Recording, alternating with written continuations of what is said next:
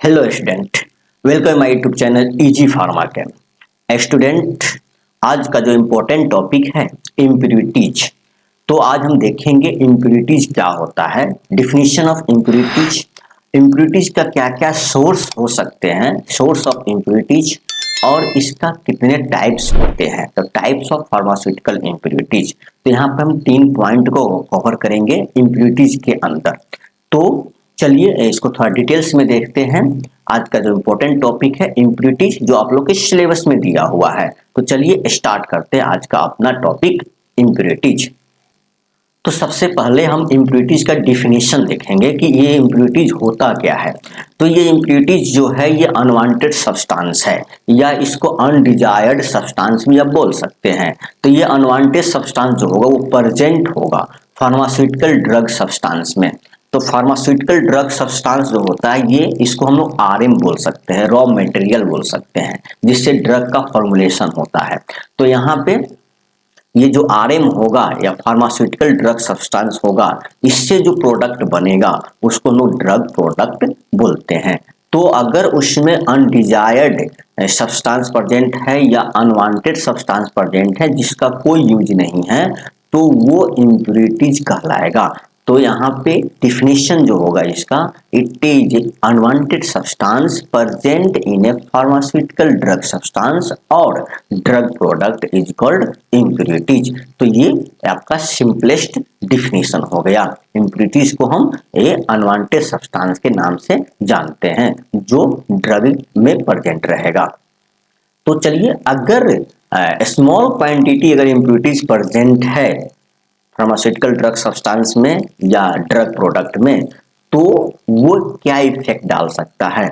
तो यहाँ पे अगर स्मॉल क्वांटिटी में अगर इम्प्यूरिटीज प्रेजेंट है तो ड्रग के सेफ्टी पे ये अल्टर करेगा, इफिकेसी को भी ये अल्टर करेगा, स्टेबिलिटी पे इफेक्ट डाल सकता है, और ड्रग के जो क्वालिटी होगा उस पे भी ये इफेक्ट डालेगा। मतलब ड्रग का जो क्वालिटी होगा वो पुअर क्वालिटी का हो जाएगा, क्योंकि इसमें इम्प्यूरिटीज प्रेजेंट रहेंगे। तो यहाँ पे थोड़ा सिंपलेस्ट फॉर्म में समझते हैं। चलिए, ये जो ड्रग है, ये जो क्या है, ये ड्रग है, ड्रग प्लस अनवांटेड सब्सटेंस। मतलब ड्रग में अगर अनवांटेड सब्सटेंस प्रेजेंट रहेगा, ऐड रहेगा, तो उसको हम लोग इम्प्यूरिटी के नाम से जानेंगे। तो ये ओवरऑल एक शॉर्ट फॉर्मेट हो गया समझने के लिए, ड्रग प्लस अनवांटेड सब्सटेंस। यहाँ पे अनडिजायर्ड सब्सटेंस भी लिख सकते हैं, तो वो क्या हो जाएगा, इम्प्यूरिटी कहलाएगा। तो थोड़ा एग्जाम्पल से समझते हैं। तो चलिए मान के चलते हैं कि एस्प्रिन का मैन्युफैक्चरिंग कर रहे हैं। तो एस्प्रिन जो होते हैं ये, अगर इसका हम रिएक्शन देखें, सिंथेसिस देखें कि कैसे इसका सिंथेसिस होगा, तो यहाँ पे ये जो देख रहे हैं आप कंपाउंड, ये रिएक्टेंट होगा, ये रिएक्टेंट है, और ये क्या है, इस साइड प्रोडक्ट होगा, इस साइड क्या है, रिएक्टेंट है। ये रिएक्टेंट साइड होगा, ये प्रोडक्ट साइड हो गया, और बीच में जो आप देख रहे हैं H2SO4, यहाँ पे ये रिएजेंट का काम करेगा। तो यहाँ पे ये जो आप कंपाउंड देख रहे हैं रिएक्टेंट साइड में, ये सैलिसिलिक एसिड है। तो सैलिसिलिक एसिड का रिएक्शन जो होता है वो एसिटिक एनहाइड्राइड से होते हैं। ये जो आप देख रहे हैं ये कंपाउंड, ये एसिटिक एनहाइड्राइड कहलाएगा। तो जब सैलिसिलिक एसिड एसिटिक एनहाइड्राइड से जब रिएक्शन करता है in the presence of H2SO4, जो कैटल यहाँ पे रिएजेंट का काम करेगा, तो बनेगा हमको क्या मिलेगा, ये एस्प्रिन मिलेगा। ये जो देख रहे हैं, ये जो न्यू कंपाउंड का जो फॉर्मेशन हो रहा है, ये आपका एस्प्रिन का स्ट्रक्चर है। और प्लस में क्या मिलेगा हमको, एसिटिक एसिड मिलेगा। ये जो प्लस में क्या मिला, ये एसिटिक एसिड मिला। तो यहाँ पे एस्प्रिन मिला, तो हमको तो मैन्युफैक्चरिंग करना है एस्प्रिन ही सिर्फ ना। तो यहाँ पे एस्प्रिन तो हमको मिल गया, इसके साथ क्या मिल गया, एसिटिक एसिड भी मिल गया। तो एसिटिक एसिड को हम लोग बाहर निकालेंगे और एस्प्रिन को एक्सट्रैक्ट करेंगे, तो तब हमको प्योर फॉर्म एस्प्रिन मिलेगा। तो यहाँ पे जैसे देख रहे हैं, ये जो डिजायर्ड सब्सटेंस होते हैं, डिजायर्ड सब्सटेंस यहाँ पर क्या हो गया, एस्प्रिन हो गया, और ये अनडिजायर्ड क्या हो जाएगा, एसिटिक एसिड हो जाएगा। यही अनवांटेड सब्सटेंस जो जरूरत नहीं है, जो इसका कोई यूज नहीं है। तो ये क्या हो गया, अनडिजायर्ड सब्सटेंस हुआ, और ये क्या डिजायर्ड सब्सटेंस जिसका यूज है। तो यहाँ पे जो डिजायर्ड सब्सटेंस होंगे वो एस्प्रिन कहलाएगा। ये क्या होते हैं, एक्टिव फार्मास्यूटिकल इंग्रेडिएंट होते हैं, इसको शॉर्ट में एपीआई बोलते हैं। तो एस्प्रिन जो होते हैं ये एपीआई कहलाता है, एक्टिव फार्मास्यूटिकल इंग्रेडिएंट कहलाता है। और आपको पता है कि एस्प्रिन का जो प्रॉपर्टीज होता है ये इसमें एनाल्जेसिक प्रॉपर्टीज भी होता है, ठीक है, और ये ब्लड को थीन भी करता है, तो इसको लोग ब्लड थीनर के नाम से भी जानते हैं इसको। तो ये एपीआई है। एस्प्रिन का फॉर्मुलेशन होने के बाद अगर उसका स्टोरेज करेंगे और ड्यूरिंग मैन्युफैक्चरिंग के समय भी अगर मान लेते हैं एस्प्रिन का टैबलेट बना रहे हैं या कैप्सूल बना रहे हैं, तो उस समय भी हो सकता है कि ये जो एस्प्रिन है वो सैलिसिलिक एसिड में कन्वर्ट फॉर्मेशन हो जाए, सैलिसिलिक एसिड में कन्वर्ट हो जाए, तो वहाँ पे क्या होंगे, ये जो इम्प्यूरिटीज कॉज हो जाएगा। तो यही क्या कहलाएगा, इम्प्यूरिटीज कहलाएगा। तो एस्प्रिन तो एपीआई है, ये क्या है, डिजायर्ड प्रोडक्ट है, हम लोग के यूज के लिए है, और ये सैलिसिलिक एसिड जो हो गया ये यहाँ पे इम्प्यूरिटीज हो जाएगा। तो उससे अगर जैसे मान लेते हैं सिंथेसिस जो हुआ एस्प्रिन का, आरएम का फॉर्मेशन हो गया, रॉ मटेरियल हमको मिल गया, उससे क्या बनाएंगे, टैबलेट बनाएंगे या कैप्सूल, मतलब ड्रग प्रोडक्ट बनाएंगे। तो बनाएंगे उस समय भी, मैन्युफैक्चरिंग के समय भी प्रॉब्लम हो सकती है, इम्प्यूरिटीज कॉज हो सकता है, और स्टोरेज के समय भी ये प्रॉब्लम कॉज हो सकती है, सैलिसिलिक एसिड का फॉर्मेशन हो सकता है। तो यहाँ पे ये इम्प्यूरिटीज हो जाएगा, और यहाँ पे ये एसिटिक एसिड इम्प्यूरिटीज हो जाएगा, यहाँ पे ये बाई प्रोडक्ट है। चलिए आगे देखते हैं।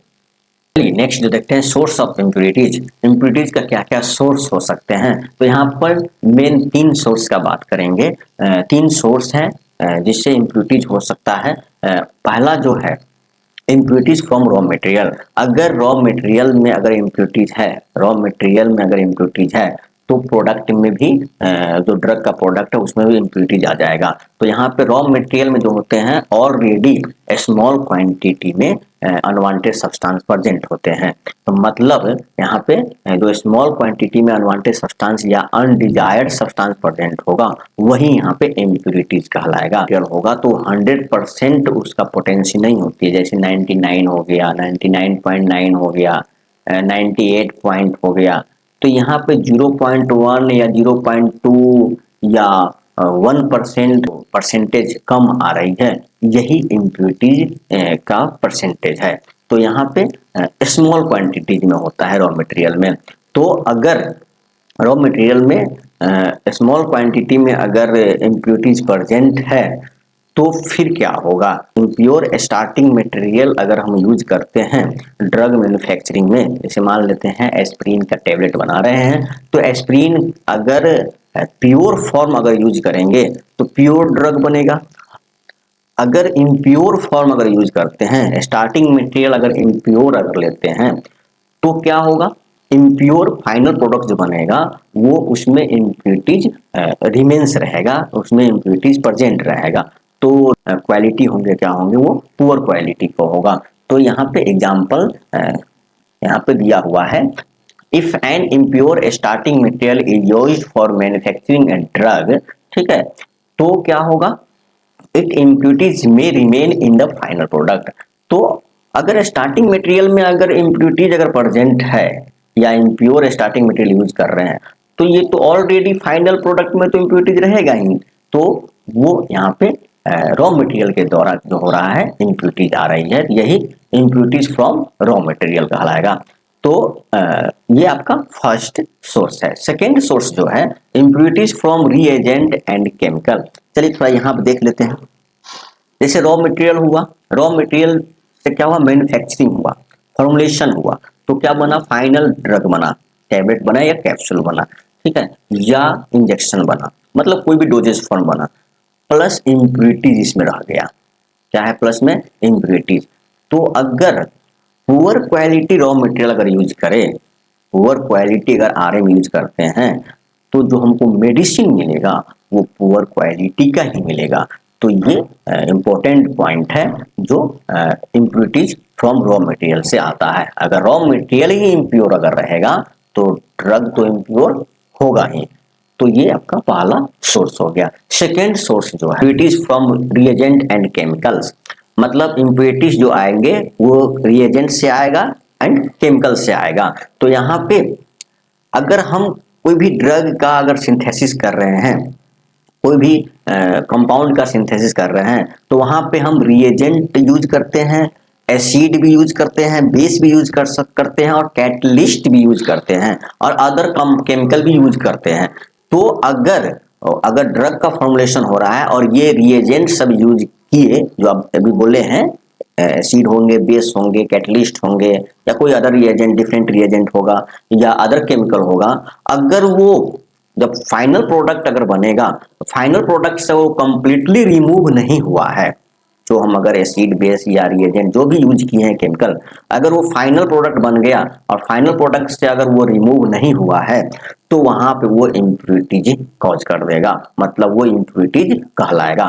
तो यहाँ पे जैसे देख रहे हैं, एग्जाम्पल में देख लेते हैं, जैसे एसिड हो गया, बेस हो गया, कैटलिस्ट हो गया या इनऑर्गेनिक जो साल्ट होगा, कुछ भी हो सकता है यहाँ पे।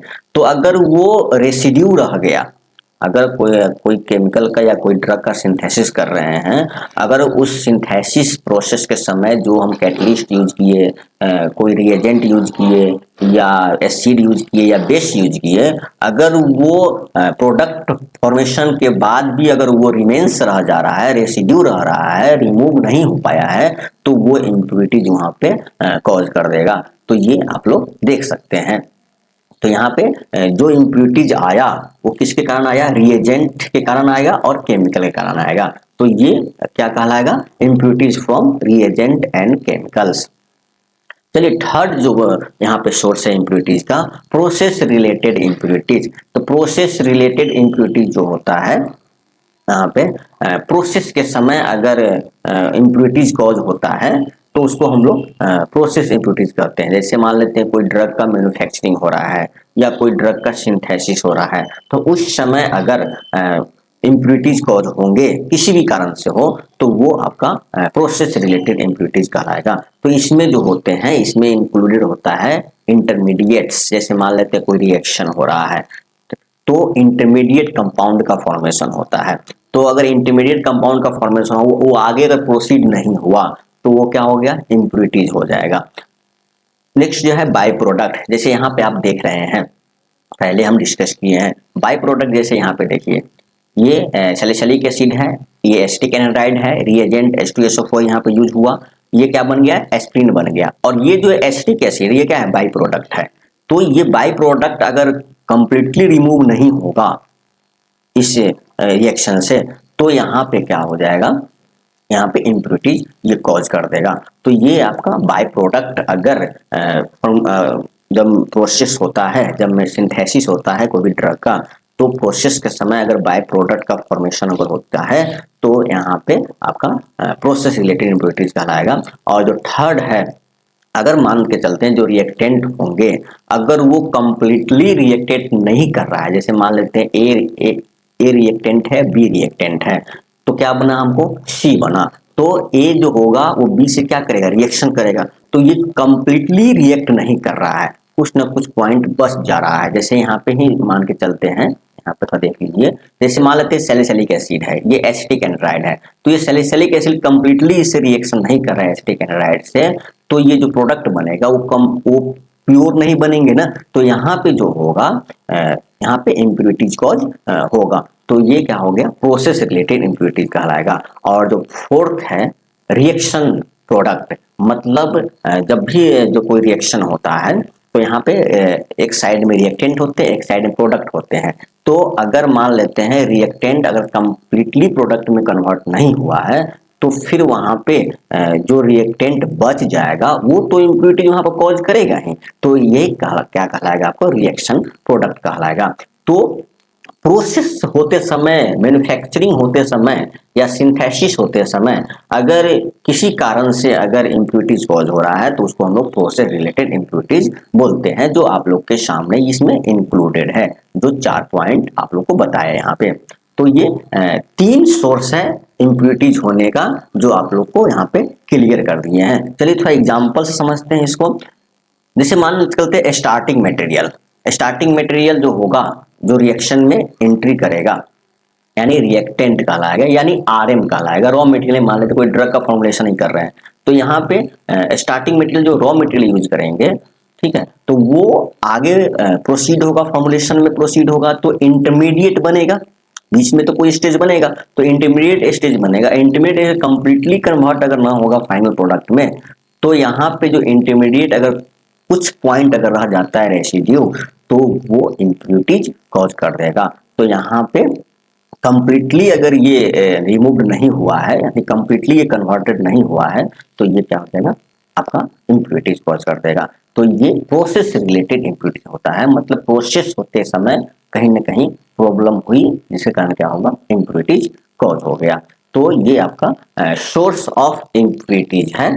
हम लोग यहाँ पे मेनली तीन सोर्स देखे जो मेजर है इम्प्योरिटीज कॉज होने का। तो यहाँ पे चलिए हम नेक्स्ट देखते हैं, type of pharmaceutical impurities. Pharmaceutical impurities के यहाँ पर टाइप्स देखेंगे, कितने टाइप्स के होते हैं। तो यहाँ पे जो देख रहे हैं 6 टाइप्स के ये होते हैं। पहला जो टाइप्स है ऑर्गेनिक इम्प्योरिटीज, सेकेंड जो टाइप्स है इनऑर्गेनिक इम्प्योरिटीज, ये आपका इनऑर्गेनिक इम्प्योरिटीज हो गया। थर्ड जो है रेसिड्यूअल सॉल्वेंट्स, और फोर्थ जो है एलिमेंटल इम्प्योरिटीज, और फिफ्थ जो है, पांचवा जो हो गया माइक्रोबियल इम्प्योरिटीज, या इसी को कंटामिनेशन बोलेंगे, और छठा जो है पार्टिकुलेट एक कंटामिनेशन, मतलब पार्टिकुलेट मैटर जो होता है उससे कंटामिनेशन होगा, तो वो छठा इम्प्योरिटीज में कहलाएगा। तो यहाँ पे पहला जो होता है ऑर्गेनिक इम्प्योरिटीज के अंदर क्या क्या आता है, उसका क्या एग्जाम्पल होता है। जैसे मान के चलते हैं, एग्जाम्पल में देखते हैं, स्टार्टिंग मटेरियल जैसे आरएम हो गया, तो वो स्टार्टिंग मटेरियल इसमें आ जाएगा, उसका इंटरमीडिएट्स आ जाएगा। ऑर्गेनिक इम्प्योरिटीज में जो एग्जांपल आएंगे, स्टार्टिंग मटेरियल होंगे, इंटरमीडिएट्स होंगे, बाई प्रोडक्ट होगा, डिग्रेडेशन प्रोडक्ट होगा, मतलब जो प्रोडक्ट खराब हो गया है डिग्रेडेड प्रोडक्ट होगा, और रिलेटेड सब्सटेंस होगा। मतलब रिलेटेड सब्सटेंस का मतलब होगा, जैसे मान लेते हैं एस्प्रिन है या पैरासीटामोल है या कोई भी सब्सटेंस है, हूबहू वैसा ही वो सब्सटेंस, अलग सब्सटेंस जो होगा वो वैसा ही दिखता है, वैसा ही उसका ये होगा, प्रॉपर्टीज होगा, तो उसको हम लोग रिलेटेड सब्सटेंस बोलते हैं। तो अगर रिलेटेड सब्सटेंस अगर प्रेजेंट है तो वो भी ऑर्गेनिक इम्प्योरिटीज में आ जाएगी। और ये रिलेटेड सब्सटेंस जो होता है इसका कोई यूज नहीं होता है, ये अनवांटेड सब्सटेंस होते हैं जो ड्रग के साथ रहेगा। तो यहाँ पे आपका जो एग्जाम्पल है ये सब ऑर्गेनिक इम्प्योरिटीज के कैटेगरी में आता है। इनऑर्गेनिक इम्प्योरिटी जो होता है, इनऑर्गेनिक इम्प्योरिटी जो होगा, जैसे एग्जाम्पल में हैवी मेटल्स, अगर मान के चलते कोई आरएम है तो उसमें अगर हैवी मेटल है तो आरएम का टेस्टिंग किया जाता है, हैवी मेटल को फाइंड आउट किया जाता है। जैसे मान लेते हैं लेड है, तो ये सब आपका हैवी मेटल में आता है, तो लेड का फाइंड आउट हम यहाँ पे करते हैं लिमिट टेस्ट के द्वारा। लिमिट टेस्ट के द्वारा ये हैवी मेटल को हम फाइंड आउट करेंगे किसी भी आयरन से। तो ये आपका इनऑर्गेनिक इम्प्योरिटीज के एग्जांपल है। और नेक्स्ट जो है इनऑर्गेनिक सॉल्ट, अगर इनऑर्गेनिक सॉल्ट अगर प्रेजेंट है तो वो भी इम्प्योरिटी यहाँ कॉज करेगा। रेसिड्यूअल कैटलिस्ट, रेसिड्यूअल कैटलिस्ट भी अगर यूज, कैटलिस्ट तो यूज करते हैं कोई भी ड्रग के सिंथेसिस में, तो यहाँ पे अगर कैटलिस्ट अगर वो कंप्लीटली अगर रिमूव नहीं हुआ है तो वो आपका इम्प्योरिटी यहाँ पे कॉज करेगा, तो इनऑर्गेनिक इम्प्योरिटीज के कैटेगरी में आएगा। या कोई एसिड यूज करते हैं या कोई अल्कली यूज करते हैं यानी बेस यूज करते हैं, तो वो भी यहाँ पे क्या कॉज करेगा, इनऑर्गेनिक इम्प्योरिटीज कॉज करेगा।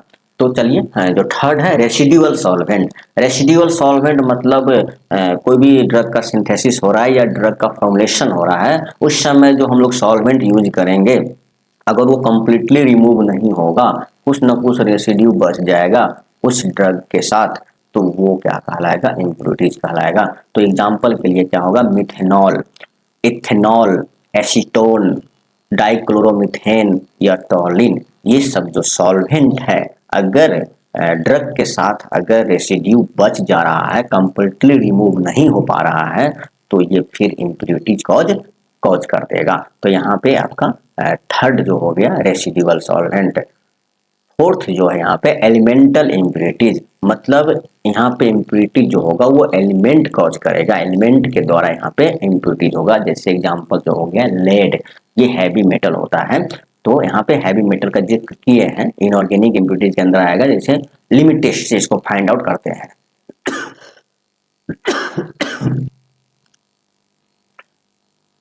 कैडमियम Cd से इसको सिंबल है Cd, मरकरी इसका सिंबल Hg होगा, आर्सेनिक इसका सिंबल As होता है। तो ये सब जो होते हैं ये एलिमेंटल है, ये अगर ये प्रेजेंट रहेगा हमारे ड्रग में या आरएम में तो ये क्या होगा, इम्प्यूरिटीज कॉज करेगा। तो ये आपका एलिमेंटल इम्प्यूरिटीज के अंदर आएगा, मतलब एलिमेंट के द्वारा जो इम्प्यूरिटीज हुआ ये सब एलिमेंट में आता है।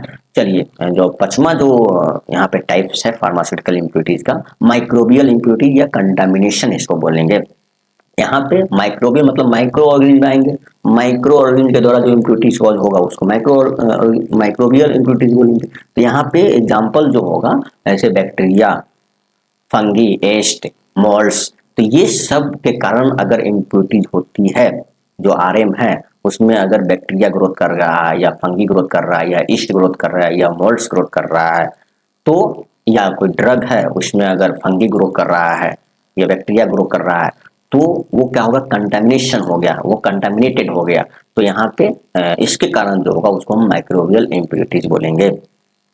चलिए जो छठा जो है लास्ट जो टाइप्स है इम्प्यूरिटीज का, पार्टिकुलेट कंटामिनेशन, मतलब जो पार्टिकुलेट मैटर जो होते हैं, एग्जाम्पल में क्या आ गया, डस्ट। तो डस्ट जो होता है, जो फाइबर्स जो होते हैं या ग्लास पार्टिकल्स होगा या मेटल पार्टिकल्स होगा, अगर इसके कारण अगर इम्प्यूरिटीज होता है तो ये आपका पार्टिकुलेट कंटामिनेशन में आता है।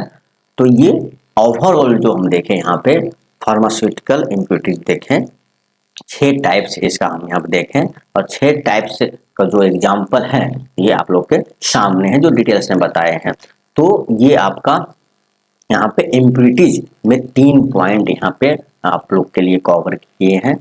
पहला जो पॉइंट है डिफिनीशन को देखे हैं डिटेल्स में, इम्प्यूरिटीज होता क्या है, इम्प्यूरिटीज का सोर्स देखे हैं, यहाँ पर मेनली आपको 3 सोर्स बताए हैं, और यहाँ पे टाइप्स देखे हैं इम्प्यूरिटीज का। जो नेक्स्ट लेक्चर जो बनेगा ये इससे आगे हम इसको देख लेंगे।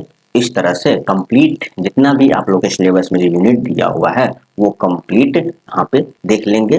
तो चलिए तब तक के लिए मेरे YouTube चैनल को अगर सब्सक्राइब नहीं किए हैं तो सब्सक्राइब कीजिए, लाइक कीजिए, शेयर कीजिए, ताकि अधिक से अधिक स्टूडेंट के पास ये पहुँचे और सारे स्टूडेंट इस लेक्चर से बेनिफिटेड हो। तो चलिए तब के लिए जय हिंद, जय भारत।